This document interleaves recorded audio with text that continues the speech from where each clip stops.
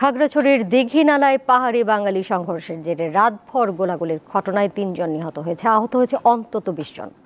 সংঘর্ষের ঘটনা ঘটেছে পাশের জেলা রাঙামাটিতেও। পরিস্থিতি নিয়ন্ত্রণে পৌর এলাকায় ১৪৪ ধারা জারি করেছে প্রশাসন।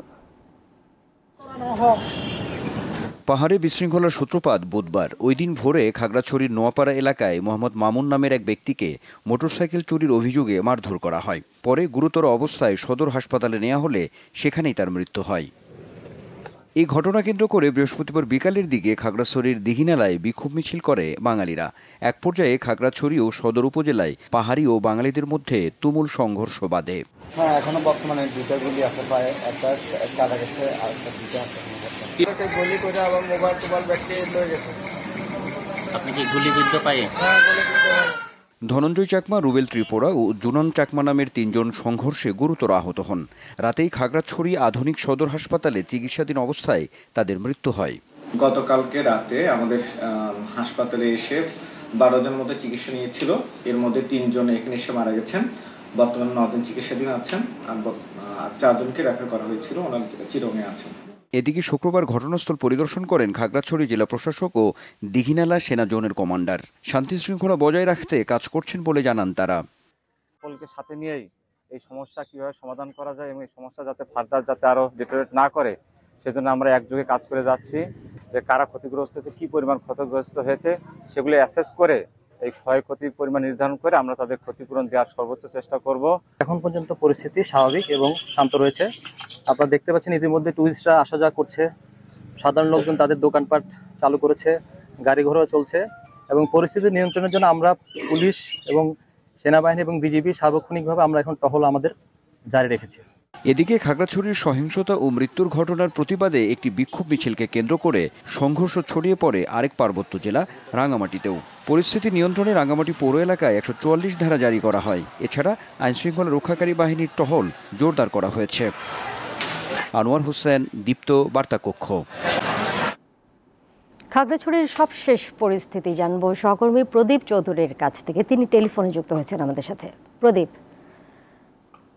খাগড়াছড়িতে আইনশৃঙ্খলা বাহিনীর টহল এই মুহূর্তে কতটা বাড়ানো হয়েছে জানাবেন? স্থানীয় প্রশাসনের পক্ষ থেকে কি বলা হচ্ছে, কি ধরনের উদ্যোগ নেওয়া হচ্ছে এবং একই সাথে আসলে খাগড়াছড়ির সার্বিক পরিস্থিতি সম্পর্কে আমাদেরকে বিস্তারিত বলবেন। পাহাড়ি বাঙালিরা কি বলছেন? দোলা, আপনি এর আগেই পাঠক দর্শকদেরকে জানিয়েছিলেন যে খাগড়াছড়িতে যে ধরনের উত্তেজনা গতকাল এবং তার আগের দিন থেকে বিরাজমান ছিল। তো আজকে যথারীতি আসলে আমরা যদি বলি যে পরিস্থিতি ক্রমশ উন্নতির দিকে এগিয়ে যাচ্ছে। জেলা প্রশাসন এবং বাংলাদেশ সেনাবাহিনী, বিজিবি, পুলিশ একযোগে পুরো জেলাতে আইন শৃঙ্খলা রক্ষায় সর্বোচ্চ তৎপরতা দেখিয়ে যাচ্ছে।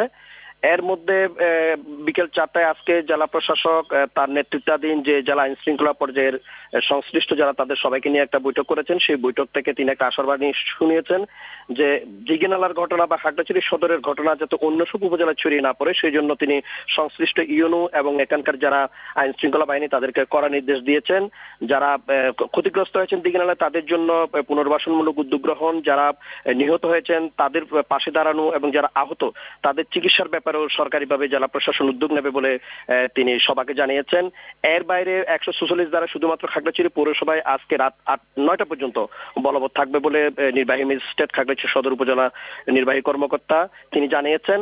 আর সার্বিকভাবে যদি বলি যে আইন শৃঙ্খলা রক্ষার জন্য আইন শৃঙ্খলা বাহিনী এখানে সবসময় তৎপর থাকে, কিন্তু এই গত বুধবারের একজন যুবক মামুন যাকে চোর সন্দেহে গণপিটুনিতে হত্যা করা হয়েছে সেই ঘটনার রেস ধরে গতকাল দীঘিনালা যাওয়া হয়েছে। তার রেস এসে খাগড়াছড়ি শহরে এসে পড়েছিল। আপাতত আমরা যদি বলি যে পরিস্থিতি উন্নতির দিকে এবং প্রশাসন অত্যন্ত দক্ষতার সাথে পরিস্থিতি নিয়ন্ত্রণের জন্য জনপ্রতিনিধি এবং বিভিন্ন রাজনৈতিক দলের সাথে তাদের তৎপরতা অব্যাহত রেখেছেন। এই ছিল খাগড়াছড়ির সর্বশেষ পরিস্থিতি। খাগড়াছড়ি থেকে যুক্ত ছিলেন সহকর্মী প্রদীপ চৌধুরী।